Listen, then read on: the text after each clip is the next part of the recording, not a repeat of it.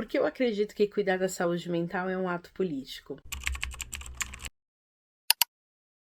Olá, Mariluz aqui falando, sou psicóloga clínica, especialista em raça, gênero e saúde mental. E uma das frases que eu mais amo, inclusive fiz uma camiseta com essa frase é: cuidar da saúde mental é um ato político. Minha inspiração para essa frase foi através de vivência mesmo, de muita experiência de pessoas que eu atendo, que me procuram na minha clínica e que veem um processo adoecido em função de opressões, sobretudo raça, gênero e classe. A gente não considera o quanto que viver num mundo tão opressivo nos adoece. Na verdade, não é que a gente não considera. Muita gente já tem acesso a essa informação e considera. Mas esse vídeo é para um despertar para você que não fez ainda essa conexão. Porque às vezes a gente individualiza processos que são coletivos. Então, a gente sofre com síndrome da impostora, com machismo, com cobranças terríveis para mulheres, sobretudo mulheres negras. E a gente vai lá e acha que isso é um processo nosso, que nós não somos boas o suficiente, que nós somos problemáticas, que nós estamos quebradas, sem considerarmos que nós temos uma sociedade que exige muito emocionalmente, não só emocionalmente, mas aqui eu vou focar no ponto emocional, emocionalmente de nós. Aí você pode me perguntar, mas Mari, o que isso tem a ver com a tua frase? É porque tudo isso que a gente está falando aqui é político, o nosso corpo é político, as nossas emoções, elas habitam dentro de um corpo que é político. Eu falei num vídeo anterior sobre uma intersecção de saúde mental e classe. Por que é importante eu entender onde eu tô no mundo, que lugar eu ocupo, qual é o que a gente chama de marcador social, qual é o meu marcador, meu determinante social, ou seja, quais são as características que reúnem esse grupo. Isso serve para eu entender melhor os meus direitos, aqueles que são negados, acessos que eu não tenho, entender políticas públicas, direcionar quem eu vou votar, quem eu vou apoiar, enfim, isso é determinante para uma série de questões. Eu não diria determinante, mas isso impacta e influencia uma série de escolhas na nossa vida. Por isso, o cuidar da saúde mental como ato político é uma frase de resistência. É uma frase que diz: se todas essas opressões estão vindo aqui e querem me adoecer, querem me matar emocionalmente, elas não vão conseguir. E para isso, eu preciso priorizar a minha saúde mental. Eu preciso cuidar de mim. Eu preciso ter práticas de autocuidado e, sobretudo, eu preciso reconhecer que questões coletivas vindas de um sistema de opressão não podem e não devem me pressionar e fazer com que eu entenda que isso é uma questão pura e simples individual. É claro que a gente tem questões que são individuais da nossa personalidade, pontos vulneráveis, pontos mais fortes, a gente tem a nossa história, a gente tem cultura familiar, a gente tem vivências, traumas, dores, alegrias, a gente tem uma vida e uma bagagem. Tudo isso vai ser considerado para a gente cuidar da nossa saúde mental. Mas eu vou bater nessa tecla, é muito importante que a gente saiba que esse não é só um processo individual, que existem questões coletivas que contribuem e que impactam diariamente a nossa saúde mental. Então a gente precisa resistir, mas só resistir, só ficar lutando? Não! A gente não pode ficar só num modo sobrevivência. Quando a gente passa por muitas dores, a gente ativa esse modo sobrevivência. E aqui a gente precisa não só sobreviver, é sobreviver, porque quando a gente entra numa dinâmica de viver e aproveitar a vida, obviamente dentro das nossas possibilidades, a gente destrava também componentes que ajudam a gente a ser mais feliz. E você não acha que a gente tá aqui para ser feliz? Sempre quando eu falo de saúde mental, eu fiz uma promessa para mim. Eu sempre vou falar de felicidade, porque saúde mental e felicidade, elas são irmãs, elas caminham ali lado a lado. A felicidade ajuda a dar sentido na vida. E aqui eu não tô falando de uma felicidade plena, sem problemas, não é uma fantasia. É uma felicidade do mundo real, onde mesmo apesar de dificuldades, eu faço esses enfrentamentos e eu consigo me conectar com momentos bons, com situações boas, com afeto, com amor, com cuidado. Tudo isso são componentes que contribuem para a nossa saúde mental e para pensar a saúde mental como um ato político, como uma declaração para a sociedade, sobretudo para as opressões, de que nós vamos não só resistir, não só sobreviver, nós vamos viver e seremos felizes. Eu sempre digo uma frase que eu também amo, que é: toda vez que a gente pensa nas opressões e a gente entende que a melhor vingança